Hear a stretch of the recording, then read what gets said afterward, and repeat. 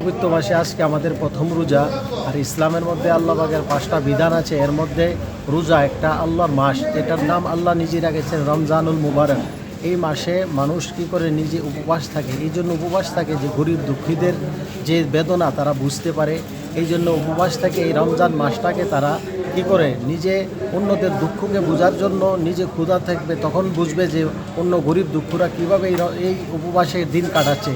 এই জন্য যারা পয়সাওয়ালা থাকবে এই মাসের মধ্যে তারা নিজের টাকা থেকে একটা 2.5% টাকা বের করে কী করবে, গরিবদেরকে দান করবে।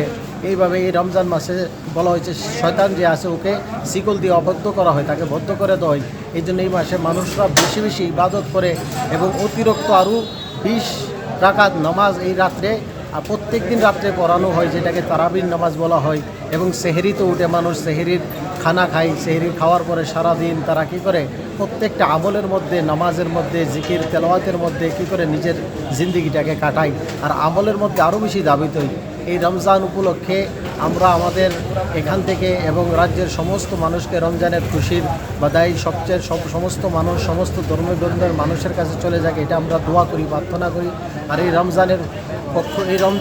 রমজান তরফের পক্ষ থেকে আমরা আমাদের এই কেন্দ্রীয় টাউন জামে মসজিদের পক্ষ থেকে এবং আমাদের কমিটির পক্ষ থেকে আমরা সবাইকে এই রমজানের এই বার্তা এবং রমজানের সুখ যেন প্রত্যেকটা মানুষের ঘরে চলে যায় সে প্রার্থনা আমরা করি।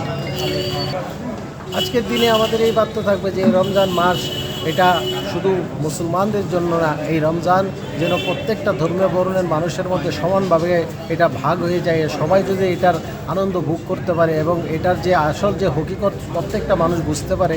এই জন্য রমজানের কি আমরা চাই রমজানটা প্রত্যেকটা বিশ্বের মানুষের কাছে এটা কি একটা নমুনা হয়ে যাক, যে এই রমজান মুবারক মাহিনা যেটা আল্লাহর মাস, এই মাসে মানুষকে আল্লাহ কী করে মানুষের দিলকে আল্লাহ পাক নরম করে দেন এবং এই মাসে মানুষ কী করে বেশি বেশি আল্লাহর দিকে রুজু হয়, ইবাদতের মধ্যে এবং মসজিদের মধ্যে আসে এবং কী করে নিজের গুনাহকে বলেছে রমজান ত্যাগ। আর ত্যাগ বলতে বলেছে রমজানের মানে এই মাসে মানুষের গুনাহকে আল্লাহ পাক মাফ করে দেন।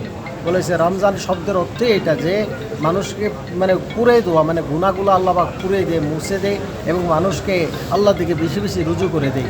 আজকের দিনে আল্লাহর কাছে কি প্রার্থনা করলেন?